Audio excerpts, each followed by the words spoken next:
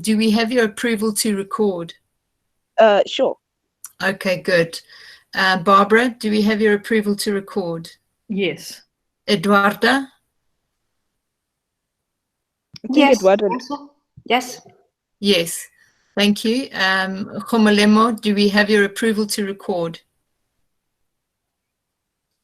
Yes, you do. Thank you. Michael Raven? Yes, that's fine. Zani de Wit?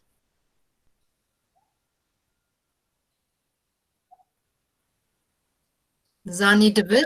Hi, yes, I approve. Thank you. That's great. Nice to hear your voice. And then Jetstar for Zuki Marongwa, James Kiwi, myself. Do I need to ask those as well, James? It looks like it's going to be a group approval. There we go. Excellent. Okay, so just to keep in the round of introductions, I'm going to come back to Barbara and Eduarda later, but Khomolemo, maybe tell us a bit about you and how you find this and why it interests you. Well, hi everyone. I found out about the boot camp from Department of Higher Education and Training. They sent me an email, so that's how I found out about the boot camp. So I'm just at home. Everybody's at home due to the lockdown. So I really wanted to be part of the solution instead of just sitting at home watching the sun rise and set. Sounds like a good enough motivation. Thanks, man. Yes. Okay, yeah. and what are you studying? Oh, I'm done studying, but I have a master's in environmental science. Ah, excellent. Thank you. That's great to know. Okay. Michael? Great. Yeah. Hi, guys. I guess I found out about this through social media, and something that interested me. I've got a background working in education, and yeah, recently, well, last year, I finished my psychology master's. It was a research degree. Right. And yeah, I guess for that, I was looking mostly at distance relationships. So in terms of online identities and things like that, it was also aligned with what I've been doing. So yeah, I thought if I can muck in a little bit and hopefully contribute, then yeah, I'd like to help. Wow, that's interesting. Okay, Zani, your chance. Hi, everyone. So my name is Zani. I work for University of Cape Town's Lung Institute. We are a TB and HIV research center, but my background is actually in psychology. I'm a registered counselor with the HPCSA. I'm currently doing my master's degree in public mental health. I'm in my second year. I'm looking into the associations between HIV, TB, and depression among a nationally representative sample of South African adults. So this is a secondary analysis using data from the National Income Dynamics Study, which is one of the only studies in South Africa which gives nationally representative data to work with. I'm quite interested, well, mental health is my passion.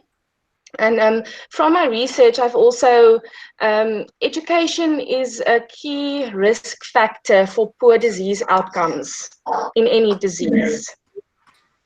Right. So I'm also, lately I've been very interested in how to bring together health, mental health, and information technology. So I'm looking into studying data science next year. I really came across this by accident. It was late last week. It was in the early hours of the morning, and I was, and I can identify with what is being said, like being part of the solution and not just sitting back and watching everything pass you by. So I was actually feeling frustrated. I went online. In my mind on Facebook, I was going to compile resources and perhaps open up a Facebook page for mental health resources for South Africans. And before I got started, I saw the JET Education Research Bootcamp.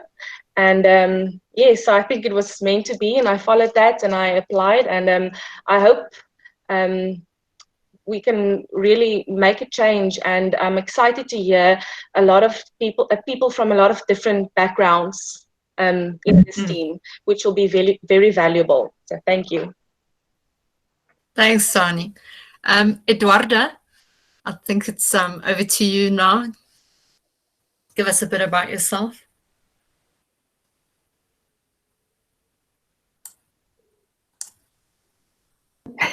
Yeah, sorry, just a second. Well, hello everybody. I'm talking. Do you hear me? Yes. Yes, Is that we okay? do. Okay. Yeah. I'm talking from Brussels. Not very close. I'm very happy to be involved. Actually, I learned about this bootcamp research from Zahida. We were discussing over the weekend, and I realized, and she sent me the link. Then I got in touch with James, and well, then he proposed me to be one of the peer reviewers. Well, the topic is interested in the context of the work I do in the European Training Foundation. I work there as a policy a specialist in VET policies and systems, and VET meaning vocational education and training, not VET, animal health, and and yeah, and I'm working on big data for labor market analytics. So I guess there could be some interface with your project, with your topic. I mean, the team number 7. Yeah, well, that's really interesting.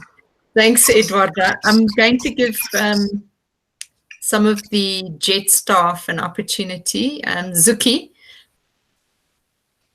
Yes, hello. Hi. Hi, Lavi. Tell a bit about yourself, and then I'll pick up with Siyabonga. He's just joined us. Hi, everyone. So I'm just sort of like a fly in the meeting, fly in the room.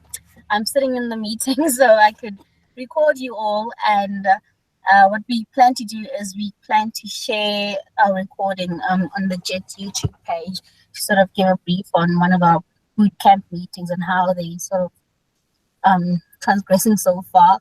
So I do communications at JET, and yeah, really looking forward to the project and all the outputs that will come from it. Fantastic. Thanks, Zuki. I'd like to welcome Siyabonga. Siyabonga, are you there? You must turn your mic. Moronga? Siyabonga, at the bottom of your screen, if you're on the phone, there's a little microphone. There it is. Okay, I found it. Yes, introduce yourself. How did you find us? Oopsie, we've lost her. Okay, I'm sure she'll come back. Okay, there she is. Okay. Right. And welcome to Maura as well. Siyabonga, can you introduce yourself? Tell us how you found us and why this interests you.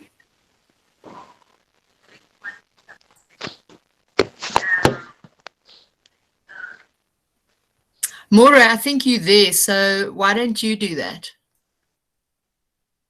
Maura, can you hear me? I can hear you. Okay, go for it, Siyabonga, go. Okay, I am Siyabonga Tiane. I am a final year student at the University of Johannesburg. I'm studying with my BA degree in public management and governance. And I found out about you on Facebook, and then I applied, and then I got my response a few days back that I've been selected to participate in this Team 7. Fantastic. Okay. Which is about the name. Okay, well, some detail. You're breaking up a little bit, so you can turn your video off. It'll make it easier for you at the bottom of your screen. And then you can turn your microphone off as well, Siyabonga. It just helps us manage the data and the noise. Hi, Mo. How are you? More? I don't know if he can hear us. So I think, Barbara, we'll come back to him. James, what are you thinking? I've sent him a WhatsApp, Charlene. I think it's just a setting on his side. Fantastic. Okay, so Barbara, I think this is where, first I just need to let Morongwa tell us a little bit about some of the logistics and things, and she'll be handing over to, I think it's Amkalwa later, but Amkalwa unfortunately couldn't join us in this meeting today. Morongwa?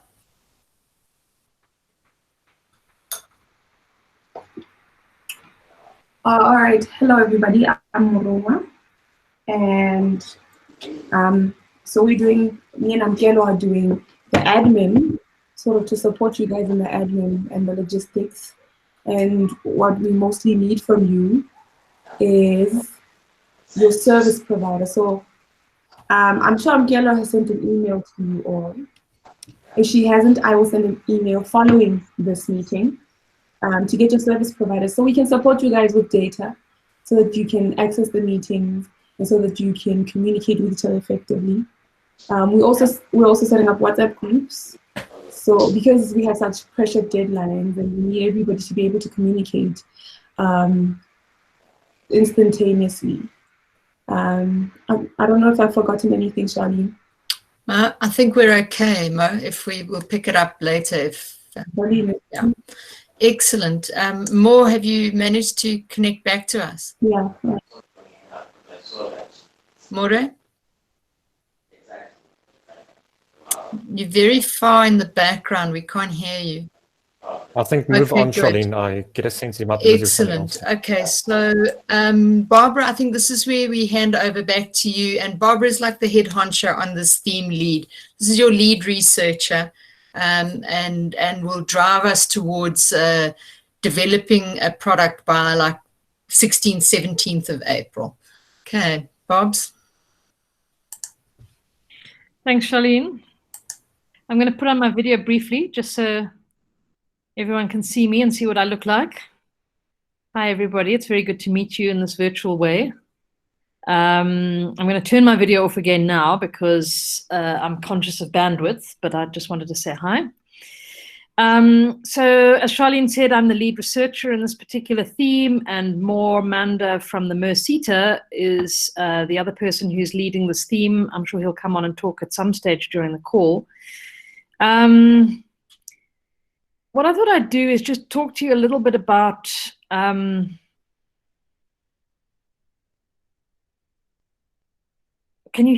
everyone hear me? Yeah, it's fine. It dropped for a second, Barbara, but it's keep going. Okay, good. Sorry, it sounded like the whole call had dropped. Thanks. So what I wanted to start by doing is talking a little bit about the theme and what it is that we're looking for. And the theme really focuses on the idea of digital identity. Now, digital identity and data is a much broader topic and something that's very topical in the modern world, even before we talk about COVID-19. So there's the issue to do with big digital companies like Amazon and Google and Facebook, kinds of companies that we all use, or many of us use daily, and the growing awareness we have that our data is being gathered, and it's being monetized and it's being commoditized, and that there's a kind of colonizing of us that's happening through the ownership of data. So, you know, previous century saw the colonizing of land. We're now talking about the colonizing of data. And so we're in a very alarming space in the modern world where our data is not really our own. And we've been thinking at JET, I work closely with JET. I'm a JET associate, and we've been working on a project where we've been thinking very deeply about the idea of individual data in the education world and who should own that data. So at the moment, many of you have spoken about how you are either at university or you've recently left university or paused your studies at university. So you'll be very familiar with the idea of post-school education and training and the idea of getting credentials. And at the moment, as you know, actually credentials are sort of really owned by institutions like universities or by big public institutions like the Department of Higher Education and Training. Nobody really talks about you as an individual being given ownership of and control over your data. But there is something of a shift happening in terms of the technology that we're using to store data. And the question of what kind of technology is used to store data has implications for the question of who owns the data. So I'm sure many of you have heard of the blockchain, and in this modern world where the blockchain allows us to have ownership distributed and decentralized through networks, there is a proposition that potentially we could look at decentralizing the ownership of individual data. So not having institutions owning data, but having individuals owning data. So that's the broader proposition that we're wanting to explore. But obviously this context that we're in of lockdown, of COVID-19, gives a particular spin on this. And not only are we wanting to look at the question of should individuals be given ownership of and control over their data, but we also want to ask the question of what are the pros and cons of allowing individuals to own and control their data during a national crisis or a global crisis. We have a situation where governments are currently very overtly, very transparently controlling the rights and choices of individuals. Our own government has instructed us to go into 3 weeks of lockdown. They have, for the greater good, they have curtailed our individual choices and rights. And this is happening in countries all around the world. Now, in this sort of context and in this absolutely extraordinary and unprecedented situation that we're in, are we seeing the rights and choices of individuals being compromised too much? How do we balance individual rights to privacy with national security? So that's a broad-ranging statement to start off with. More, I want to, if you'd like to come in at this point and add anything from your side to this before we give everybody a chance to respond.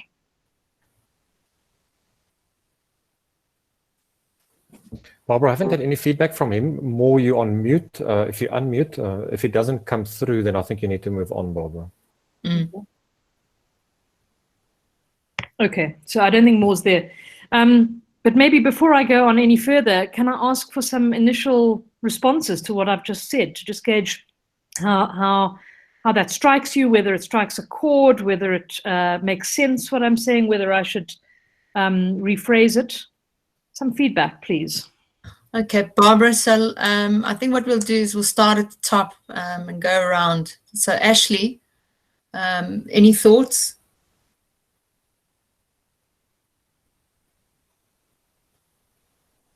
Ashley? Thank you. Yes. Thank you. Barbara, yeah, the things that you've raised, they're quite important, especially given the digital age that we're in right now. But and also data, it is going to be. I mean, we're pretty much in a situation where data has become quite valuable, and so obviously the question of should individuals own that data, or should we let institutions kind of control our data, is obviously a very important issue to think about and explore, given the context that we're in right now. Initial feedback, I need to think about it more, but my own personal opinion is that yes, every individual should own their own data. We should have a say on how our data should be used. Transparency with regards to that is it's paramount, especially in our current context. Yeah, that's what I have so far. Thanks, Ashley. Okay, shall we pop to Khomelemo? Hi, hello. Hey. Yes, Well, I think that I definitely agree with what Barbara said, that we should definitely have access to like our information and who has access to it, and we should also know what is it being used for. I think our constitution is still lacking in that regard, where we don't know if our rights are being violated or not. I think as a nation, we're still in the dark when it comes to our private information and these institutions that have them and what they're used for. Interesting. Mm. Okay. That's all I have to add. No, thank you for that. I'm just popping straight over to Michael. Yeah, I think just to echo, there's some good points about the transparency of the data. It's hard to answer the question, Barbara, that you posed, because it's difficult to know what kind of data exists and how is it being used. So I guess you're already disempowered from the start because you don't know what data exists about you. What does Facebook know about me, for example? So I think transparency is definitely an important word there. I think Ashley said it well. Thanks, Michael. Thanks. Bob? Yeah, no, thanks, Michael. I think we're still getting feedback as well from Zani and yes, yeah. Okay, let's go to Zani. Hi. Okay, so this is a very interesting topic, and I'm thinking already that as in with anything, there's pros and cons to data being in the ownership of individuals, and on the other end of the spectrum, being owned by institutions. I think the important thing is actually to find a balance between this. We don't know what our data is used for at the moment, and likely companies are using it for capitalizing on the data. But data, on the other hand, is also very important. Public data is important for research purposes, to find out, well, for whatever topic you are researching or investigating. It gives us insight into public behaviors and problems. I'm just thinking, I do agree that we as individuals should have more say in the data. On the other end, I'm also thinking that if that is the case, people may not be ready to share any type of data, which on the other hand can also be negative for research. So it depends on how you are using the data, if it's being used for personal gain and growth of companies, but data can also be used for the greater good, on the other hand. So I think that's a great piece of input that you've given there, Zani. And you've identified a tension that exists. So there's the need for individual ownership of data on the one hand, but also the need for the country, for example, to have access to data in order to do things like, for example, labor market planning. So it's balancing that tension. That's part of what we need to look at this point. But yeah, that's a really great addition. Thank you. Thank you. Hi, Siyabonga. To those who haven't had, to those who were not there when I introduced myself, I certainly think that there should be decentralization of data. Like, people must have power to use their own data as well as their companies as well. I certainly agree with what Zani has said, that data can be used for the greater benefit of the country, and sometimes companies do exploit individuals' data for their own benefit, which poses a disadvantage to both people as well as companies. So I think that there should be a balance in between people as well as companies which are able to access data. So that's all I can say at the moment. Thanks, Siyabonga. I think Mo has rejoined. Mo, can you hear us?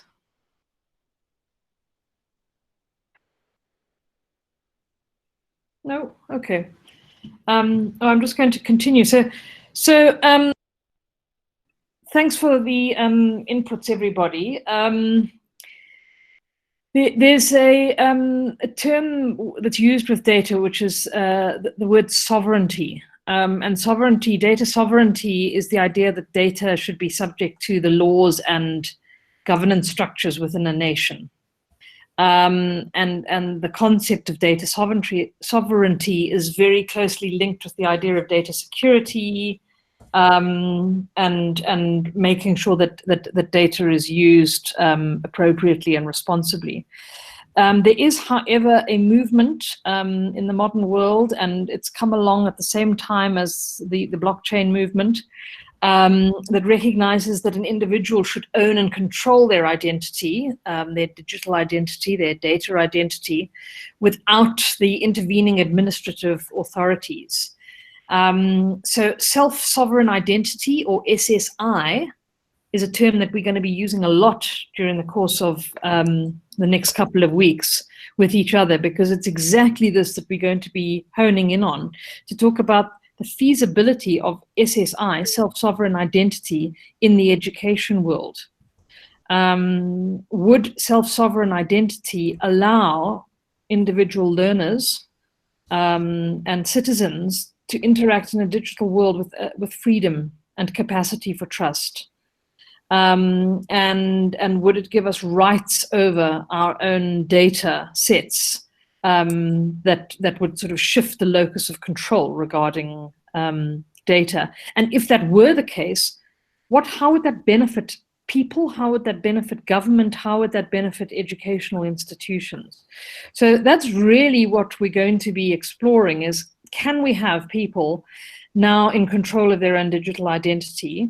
In a sense, can we allow people to be their own sovereign nation? Can they control their own information and relationships around that information? And can that be done mainly independent of organizations? Now, it's great that you've given us your view about what you feel about whether this is viable or not, or desirable or not, but ultimately what we're going to be doing over the next couple of weeks is looking in a much more objective way at this. We're going to look at some use cases around the world where this has happened, and we're going to try and really explore how is SSI being used in educational programs in different parts of the world. What's working, what's not working, what can we learn from it? Oh, Siyabonga, you asked self-sovereign identity. Yes, that's the term, self-sovereign identity, SSI.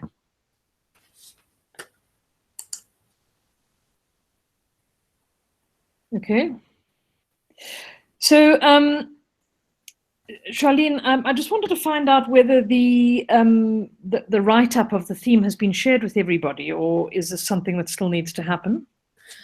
I think Morongo can answer this probably. I suspect Amkelwa has shared it. Remember, we said normally Amkelwa would look after this. Mo, do you know? Can I come in quickly? It's on the link on the comments. Sorry, I don't know that. Okay. Barbara? We'll double check. Yeah. Sorry, if you scroll up on the comments, I'll put it there for you. At 1407, there's the link to the document. Okay, good. So everybody can see the document on the chat. Well, they can access it. They've got to click on the link, or you can show it on your screen. Okay. All right. Let me show it on my screen now.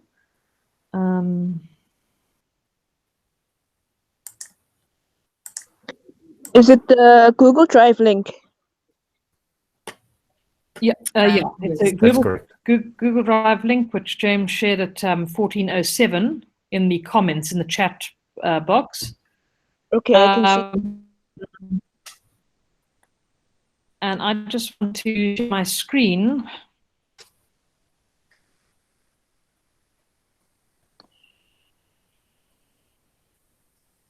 Can everyone see my screen? It's coming up. Yes, should be coming up. Great. Okay, great. So this, maybe everyone can just go on mute. It's more. Ah, good. Thank you. so this particular theme is written up in this document that's just been shared with you. So you'll see higher up in the link, there's the list of all of us, our names and email addresses. And then there's a write-up of this.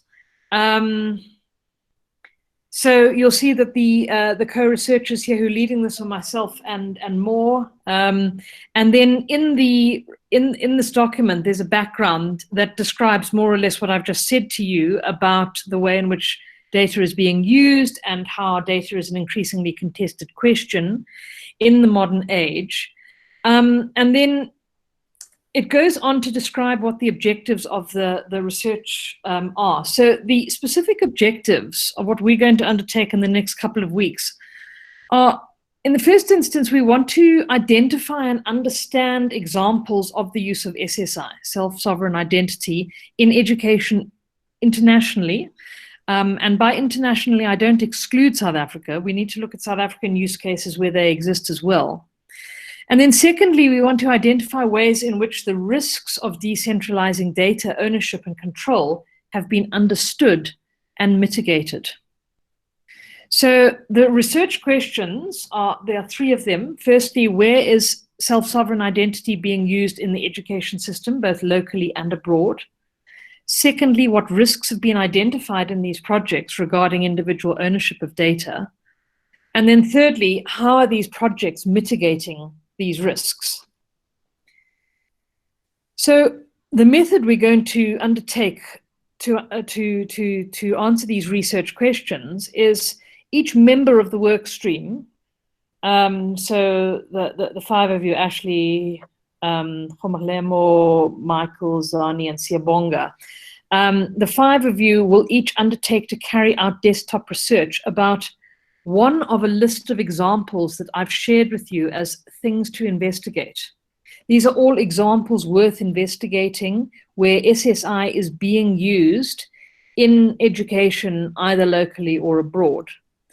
So I'd like each of you to choose one of these examples and carry out desktop research where you not only have a look at the link that I've shared with you, but you start investigating more broadly on the internet and look for any information you can find about these initiatives. And then in the second instance, I'm going to ask you to go more broadly to look for other examples of self-sovereign identity at work in education, but we'll leave that second part to later. What I want us to do in the first week is to investigate the links that I have shared with you and these examples and case studies. Now, what I'd like to suggest is two things. One is that I think we should meet weekly to discuss and go through all of this. So I think we could get into a cadence or a pattern of perhaps meeting on Wednesday afternoons like this, and if that suits you. But the other thing I want to suggest to you is that you don't limit yourself to just one of the examples that I've shared. Read about all of these examples, really dive into this, become absolutely immersed in this topic of self-sovereign identity, and look more broadly on the internet for this. But while I'm encouraging you to be really free-ranging and to be thinking broadly about this, I'm also wanting you to focus on these particular initiatives at this point. Okay, so again, enough from me for the moment. Let me ask if other people could comment at this point and tell me whether this makes sense, whether it's clear, whether you agree with this approach.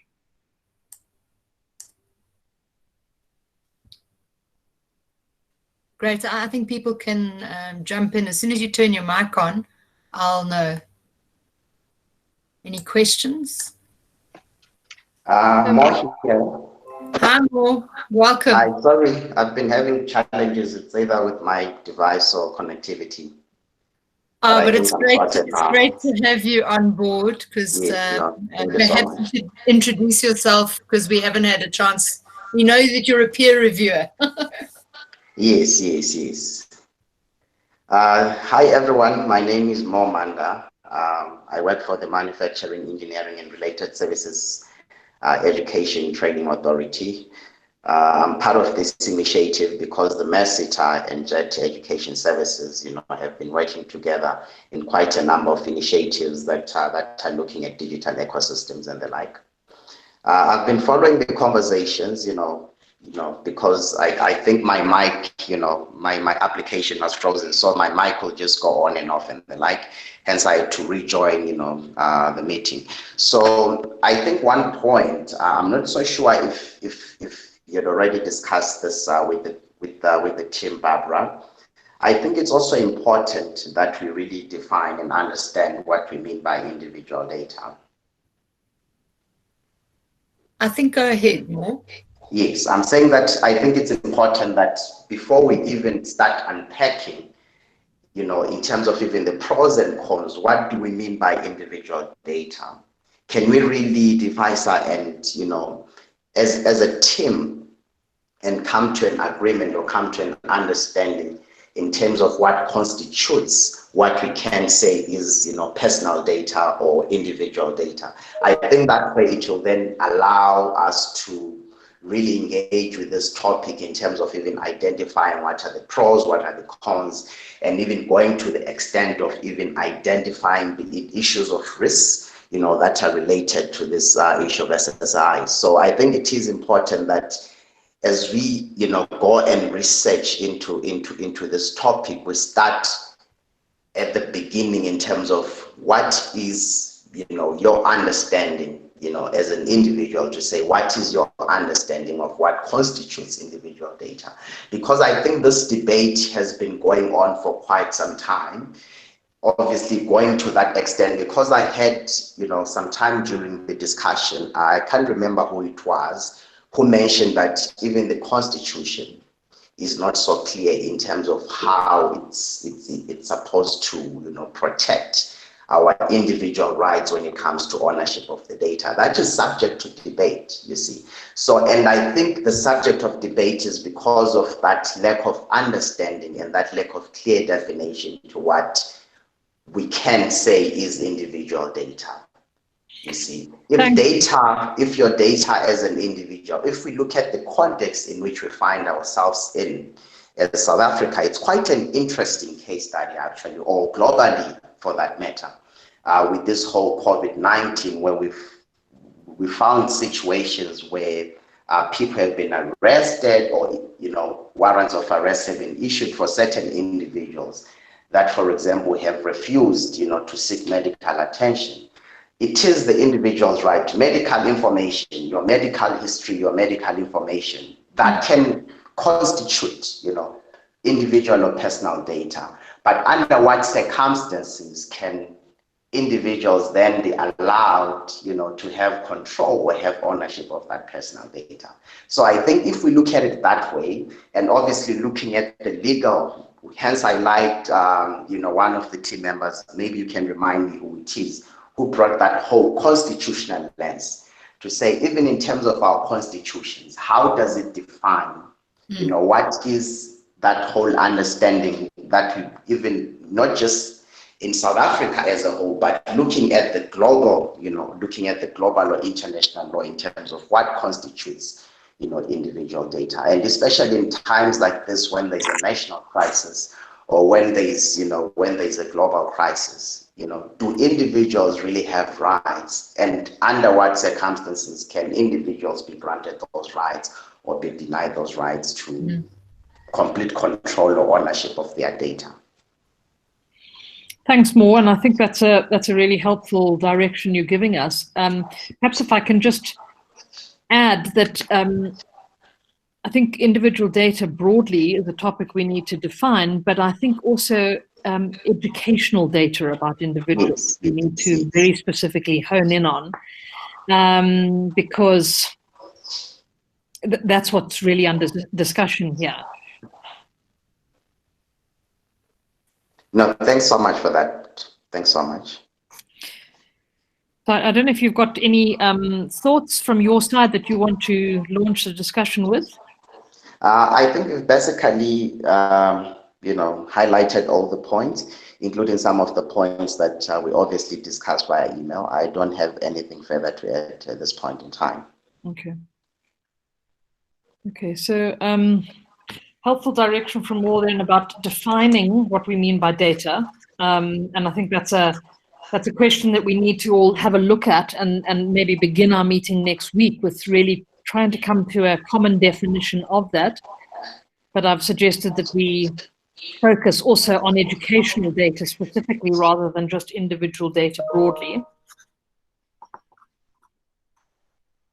Eduarda, you spoke about your work with European Training Foundation and using big data for learning analytics. She had to leave, Barbara. Sorry to interrupt you. She will join your next session, but she couldn't stay for long today. Oh, what a pity. Okay. I was just reflecting that the use of big data for learning analytics is exactly an example of where a country might need to use data, and one has to then, balance the needs of the national structures with the needs of individuals and how one does this while at the same time acknowledging ownership and rights to data and so on. Okay, so Moore's given us direction in terms of our focus, but going back to the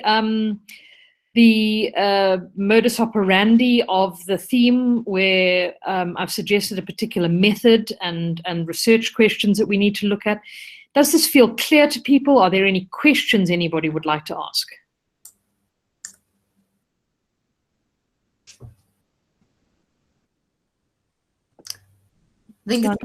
Hi. Yes. Sorry, Barbara. I'm not sure if that was someone. I think Zani wants to come in. Barbara, it might be good just to quickly run through and give people a chance to talk about how their own personal data at the moment is exposed or not, Barbara. It could be such an interesting discussion. Okay, great. I think that's a good idea. So should we go from the top again and start with Ashley? I think Zani had a thought. Hi, yes. Zani, you go for it. I just wanted to back to the strategy of, so just to make clear, so there are a list of themes and our task is now to investigate all of them broadly, and then at our next meeting we're going to come together and then decide who is going to focus on which topic. No, I'm going to ask you today, I'm going to allocate a topic to each of you today. So I'm going to ask that you read broadly and consider broadly over the course of the next week, at the same time, focus on one of these and be ready to come back to the group next week and make a short presentation around your findings. Okay. Yes, that's clear. Thank you. Okay, just another thought also around data. I know this is now from a health perspective, but working with TB and HIV, it's two global pandemics, but the data, it's so different. The personal information. So HIV is a very personal, you can keep that quiet. You do not have to disclose your status to employers, to family members, to anyone. That is personal, and you're breaking the law actually if you disclose somebody else's data and that person suffer consequences. The other side is TB, which is, if you are infected with TB, you go on a national register for the national TB program, and your employers have to be notified. Your school, you can't go to school or work. You have to stay inside, away from people for 2 weeks. Your contacts have to be tested. So it just comes in for me. It makes me think again about data, that there's always, there needs to be a balance, and it depends on what we are talking about. So that was just the thought that I have. No, great addition to what you said earlier, the balancing the needs of the whole versus the needs of the individual. So the society and the individual each having their own rights and their own needs for protection. And how does one get that balance right? So James posed, I think, a really helpful question. Should we get input from others? Oh, Charlene's saying James.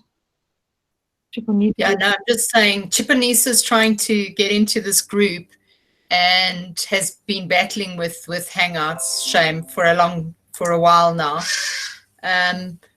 But I thought we were starting at the bottom. I just went to Zani because she jumped in, and then I think maybe we just go to Siyabonga and keep going up the list like that. What do you think? Great. Thanks, Charlene. Siyabonga?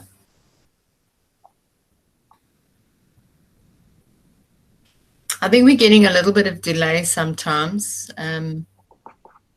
Siyabonga, are you there? Do you got thoughts or comments on what you've heard so far, and how you are encountering issues with individual data?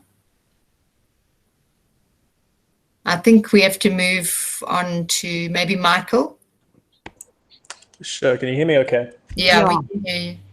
I just want to check that I understood the question James was posing about individual data. Is he asking us to speak about our personal experience? Yeah. Absolutely, Michael. Where is your personal data now? Are you feeling it's under control, or are you feeling exposed? Well, personally, I feel very ignorant, with regards to my personal data. It's something that obviously as an individual you try and be very careful with, but it was something I was saying earlier, is it's difficult to know what data is being gathered about you using technology, using platforms that you haven't created. So your understanding of what data is being gathered and how it's being used is limited. So that's my initial feeling. Yeah. I think that's, I'm fascinated when I listen to Zani say, that there's a difference in health around your status on TB and HIV, and then listening to you and your status on how you use your data. And I'm thinking, wow, there are just so many loopholes and so many places where, you can be exploited or utilized without your knowledge in a particular way. I don't know, Barbara, am I even on a vague? Absolutely. And just on that note, I shared on the in the chat just now. I said if anyone's got Netflix, go and have a look at this title. It's The Great Hack. Yes. And that's the story of Cambridge Analytica and how they came to sort of symbolize something really, really bad about the way that data is used and abused. So yeah, it can be used so positively, but also so negatively. Yeah. I think we should try Khomalemo. Hello. Hi. Hey, so I'm just talk about my personal experience about my personal data. Okay, I think for South Africa, I think our personal data is not as, how can I say, extensive. I don't think when it comes to our personal data, we're as violated. Because I lived in China for about 4 years, and I think there it's definitely way more extreme. Because there, whatever you say online or even chat, nothing, the government is always listening in. So I don't think South Africa is that bad yet, in my opinion. I think in South Africa still there's still some level of privacy.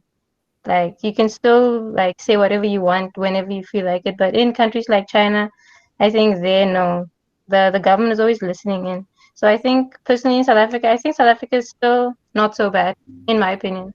Okay. So Ashley started to say earlier on, she was talking about, I think, Taiwan using AI to track citizens. Yeah. And maybe Ashley can talk more to that. And, there's definitely indications that in countries like China, Taiwan, there is a more kind of deliberate use to really use facial recognition technology and so on. So I take your point, but at the same time, I want to put it to you that actually Google knows more about you than your family. Yes, but isn't Google controlled by the Americans? Yeah, sure, but we're not just living in South Africa here. We're part of a global village. We're using global platforms, and we are living in a time where companies like Google or Amazon or Uber have extraordinary amounts of data about us. Yes, that I'm fully aware of that. And Google does knows that feel more like about us than the government itself. Absolutely. Mm. Absolutely. I was wondering, Barbara, if I wanted to ask Kgomalemo, what was your experience? You were 4 years in China. How did it, how did it feel? Did it hit you personally that government was able to watch what you were doing or hear what you were doing? Yes, definitely personally, because in China, your laptop has a camera. All the students over there, they block it. Even I only removed my tape this morning because I was gonna have a video call. My laptop has been taped since I was in China. I've been taping it, and you don't just say anything. Like even the microphones on your phone can be hacked, and then they listen to what you're saying. So there's definitely that sense of you can't just like bash the government or say anything bad about the president. So there was definitely a presence there, even in the back of your mind. You couldn't like freely express your opinion about, especially a bad opinion. Yeah. That does a whole lot for freedom, or not. Yeah, that's why I brought in the Constitution, because in China maybe, but then as a country, I think we should definitely also watch out for that, because we're supposed to have the best constitution in the world. Good point. Hey, boss. Yeah, no, great. Barbara? Absolutely great. Yeah, more. Maybe just a question to the 5 researchers. Has anyone, has each one of them ever reflected when it comes to the value that their personal or individual data holds, especially in this digital world, because we know data is now one of those commodities that is now even more valuable than oil. Have they ever reflected, and the value that their personal data holds? And more, this links to your previous question about what are the different types of data, what is individual data, so is there an intrinsic difference between, let's say, your name and ID number as one type of data versus your educational qualifications as another type? And is there an intrinsic difference in the value of those types of, or between those types of data? Wow. Barbs, we haven't heard Ashley. Yes. I want to hear more about Taiwan. Hi. I'll firstly just talk about my personal experience, and then I'll go back to talking about Taiwan and Moore's question about what do we think about, the value of our data. So my personal experience is that I've become very conscious, especially when Cambridge Analytica came out, that whole scandal. I've become very conscious of my data in social media, to a point where I've kind of like subverted back to Reddit, because Reddit is another social media forum that doesn't require you to put on your real name and picture. You just create an anonymous username, and then you just say whatever you want. So that level of freedom still exists, whereas like on Facebook and Twitter, it's much more easy for people to know who is the person behind the phone or the computer. So I've become very, very conscious of that, but also the question that Barbara raised about what is the difference between having an ID and your ID number, or your bank card details or whatever. What's the difference between having that physical data versus digital data? For me, I don't think there's a difference, because they are all attached to the same individual, which is us. As long as any particular data, whether physical or digital, is attached to us, that is the same to me. And that's why I think that it's very important that that we don't allow for states to kind of abuse that, or for companies to abuse it, such as what Facebook has been doing, as has been exposed by Cambridge Analytica. And Barbara, I really like that you said you shared that link of that Netflix documentary. It's very, very important. If you do have access to Netflix or try other means of getting that documentary. It's really important to see it because it kind of like exposes like how deep the rabbit hole goes in terms of how our data is just so vulnerable to abuse. What other question shall I address? You were going to talk about Taiwan as well. Yes, so I've been keeping tabs on like how Taiwan has been, responding to the pandemic, and they've recently used an app that everyone can use where people can identify who is likely to show symptoms. So the app sort of uses, heat recognition and all of those things to kind of indicate to people whether the person that they living with or the next door neighbor might have a COVID-19. So that's kind of like the way that AI is sort of being used. I guess it's a bit different from the China situation, because with this app, it means that everybody has access to that data instead of it being, kept in one, being kept in government control. It's everyone has access to the same data, and everyone can kind of like contribute to saying that, hey, you have COVID, you might need to stay indoors, or it has that sort of utility in that form. So that's, I guess, one way of looking at how data transparency can be used practically. Great, thanks Ashley. Is Siyabonga back and able to speak now?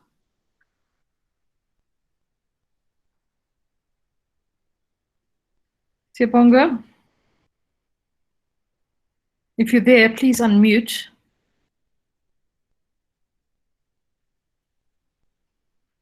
Okay. So I don't know what's happened with Siyabonga, and maybe on the phone, but I remember the connection was quite dodgy, Okay. So Charlene, is it an appropriate moment for me to talk about some next steps now? Absolutely. Okay. So I'd like to suggest the following next steps. In the first instance, the JET team are going to set up a WhatsApp group for us so we can communicate. Yep. And what I suggest is that each of you have a look at these 10 things that I suggest you investigate, and that you each choose one, which is going to be your area of focus for the next week. Now, I'm not going to force you to choose one now without knowledge of what these 10 things are. So go away, click on the links, have a look at these 10 things, and then choose one. But I think let's work on a first come, first serve basis, that on the WhatsApp group, you need to say, okay, I'm interested in number 6, or I'm interested in number 9, and then that'll be allocated to you. And then, okay, so first the WhatsApp group. Secondly, you choose which one of the 10 things to investigate you want to focus on. And you'd like that by? I'd like the WhatsApp group by today, and I'd like everybody to choose their thing to investigate today, please. Okay. And then the wrong was I bet you she's on it already. We've got the crack team, yeah. And then I'd like to suggest that we meet again this time next week, if that works for everybody. And then I've got some particular tasks then for everybody to do between now and next week. Is a Wednesday afternoon a good time for everybody to meet? Yep, it's great for me. May I just... It works for me too. Great. Barbara, may I ask you a question? Yeah. So Mo also indicated that we need to look into like a working definition of what we mean by digital identity. So I guess that would be also part of our task. I'm going to come to that in a minute. Let's first firm up Wednesday, and then I'm going to talk about that and about what I want each of you to do. So is Wednesday good for you, Ashley? Yeah, Wednesday is good. Okay. I'm taking it that with the lack of anyone saying it's not good, that we can go ahead with Wednesday next week as the next time we meet. And so, Mo, is that okay for you, Wednesday? Yeah, Wednesday is good. Excellent. Thank you. So I'd like to suggest then that you prepare for next week 2 things. The one is Mo requested the working definition of what is data, what is individual data. So you need to go off and you need to research that and think about that and come back with a working definition of what is individual data. So that's number 1. And number 2 is I want you to come back with a 1-page write-up of the thing that you focused on in the things to investigate. And I want you to describe it in that 1 page, and also talk about what risks have been identified in these projects and how are those risks being mitigated. So 1 page from each of you, not a long essay, just 1 page. And I'd like to ask that both the working definition of data and your 1-page write-up of what you're investigating, you share with the rest of us on Monday so that we've got a chance to read it before we meet on Wednesday. Monday, 6th April, right? Okay, does that sound all right for everyone? Yes, it is correct. I'm sorry, everyone. I've been having problems with my network. Could you please upload the instructions for us just so we can go through them, because I just cannot hear you clearly because of my network. Sorry. Okay. What I think we'll do is we'll also share them on the WhatsApp group as well. Okay, what you'll see is my horrendously scribbled notes at the bottom of your theme doc. And if you can just clean those up, you know. Yeah. Okay. That's cool. Okay, so we've got yeah, thanks. I see them, Charlene. You've made some notes and summarizing the point that we'll meet weekly on Wednesday afternoons between now and the 16th of April. And that there's 2 tasks for next Wednesday. The one is the working definition of individual data, and the other is a 1-page description of the thing that you undertake to investigate from that list of 10. But we will share that on with each of you on the WhatsApp group once the WhatsApp group has been created. Okay. Can I come in, Barbara, if you're done? Yeah, James. Sorry, Charlene. No, it's okay. We'll share the drive. So Barbara and maybe colleagues, Charlene and I are working on the idea of a digital credential that will be given to you at the end of these few weeks. Mm-hmm. And the digital credential is linked to your data and personal data. And I think this group is well positioned to think a little bit about that credential, Charlene and Barbara, with us as we develop it. So maybe, Barbara, we can talk offline, and at your next meeting, you can give them an update. And maybe this group can lead that discussion on what the credential will look like and how it will protect or not protect people's personal data. Thanks, James. Do you want to just take a minute to describe what you mean by a digital credential, and yeah, what that might be versus a traditional CV entry or something like that? I can go quick, guys. There's quite a lot of literature out. It's you might be familiar with MOOCs, massive open online courses. These are the courses that have been around for many years that universities across the world offer. It's like a short course, or it could even be like a qualification. But instead of going to varsity and getting a degree or a certificate, you do it online. And sometimes it's a couple of hours, and sometimes it can be more. And that award that you receive is then called a digital credential, as opposed to a standard qualification. We're seeing more and more digital credentials now being used, and after COVID-19, I think even more so. So that's the kind of short version, Barbara. Is that enough for now? I can probably give more detail if you want. Yeah, no, that's great. And maybe if you've got a document that could be shared, it could be also shared on the group. Okay, fair enough. Thanks, James. Okay. So I think from my side, this has been a great opening meeting. I've really enjoyed getting to know the rest of you and to get to hear how your thinking works. And I'm really looking forward to our ongoing engagement over the course of the next sort of 2.5 weeks or whatever it is. So I thank you for joining me on this journey. I look forward to what emerges. We're all learning. None of us as experts, but I'm absolutely sure that by the time we get to the 17th of April, we're all going to be a very, very deeply knowledgeable in a way that we're not today. So I'm really looking forward to that.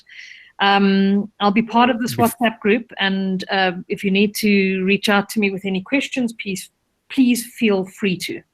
James. Before you close, Barbara, this is my favorite group, so I'm sorry if I'm going to be too involved, Barbara. It would be really interesting for me as we close out if everybody can just give us like one thing that they want to get out of these next 3 weeks. And so we can just kind of keep that top of mind. So if everybody can, like, what is the one thing after these 3 weeks that would be a positive for you to take away? Can I ask that? Yes, please do. Can I just start at the top and just tell this group that there is somebody who's desperately trying to join us, but so we'll introduce them later, and their name is Chipenoisio Longwe, and we'll bring him in later, okay? But otherwise, over to Ashley. Thank you. What I would like to get out of this is really more experience on doing research outside of academia. I mean, I don't know. I guess this is still academic, but still outside of academia. And also, I just like to contribute to the conversations and anxieties about digital identities. And I feel like in the next coming months, there's going to be the conversations about SSI and data control is going to be, it's going to be quite big. So, by the time it happens, we would already be, experts in the conversation, in the discussion, and we'll be able to, give some expertise on that. So that's what I'd like to come out of this, and also just to keep my mind busy and not panic a lot about the pandemic. I'd like to just keep my mind busy. Yes. Thanks, Ashley. How about this? COVID-19 is the midwife of the digital economy. And I think that's going to change paradigms. So, that's very good. Yes, James? No, that's nice. You like it?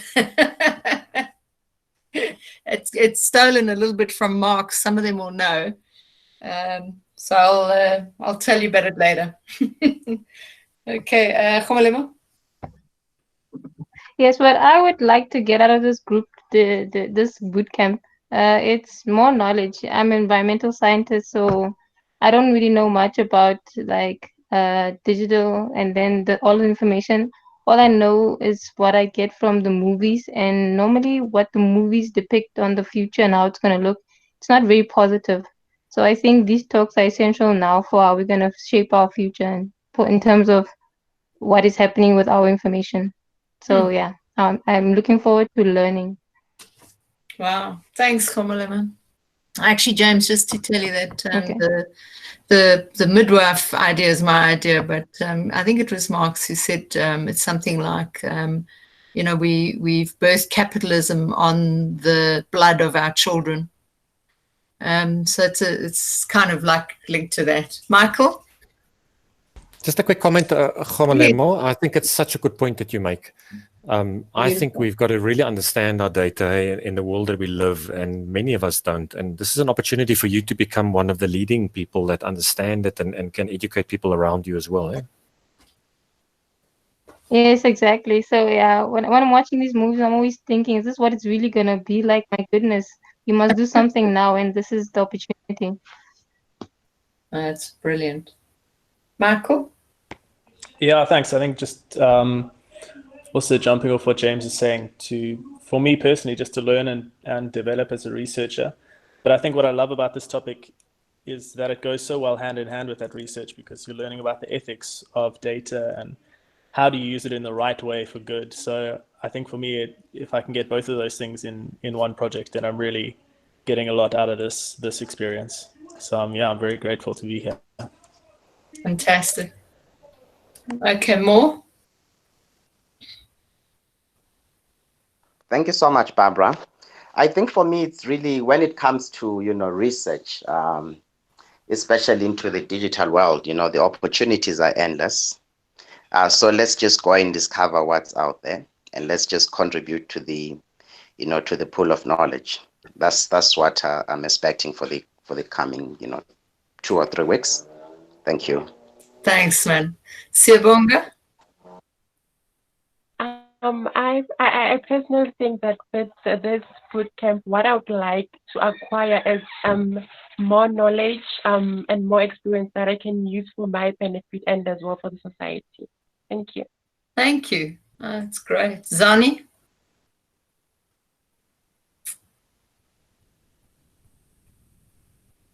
Zani, are you there?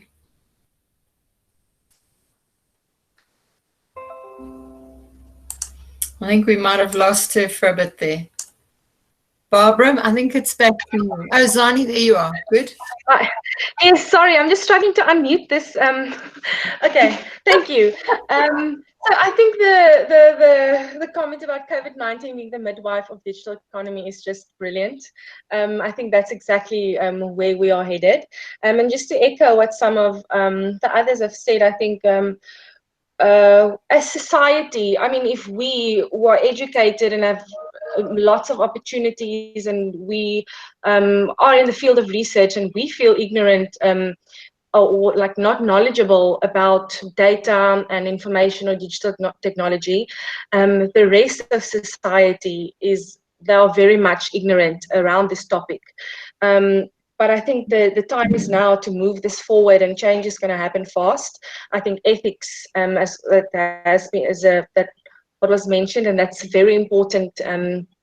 In an important theme for us to think about in doing this work.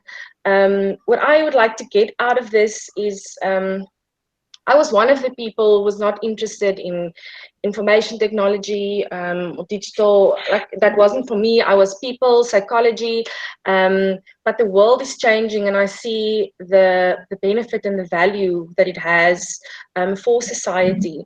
I think this is an important project, and I hope that this will be the start of something bigger and not just this one work project that we work on, but hopefully that it can go forward and grow into something more. Thank you. Great. All right. Well, Charlene, you still there? I'm here. Yeah. Okay. So I think let's draw the meeting to a close. And I guess that Tsukiswa will be in touch with setting up a WhatsApp and scheduling next week's meeting.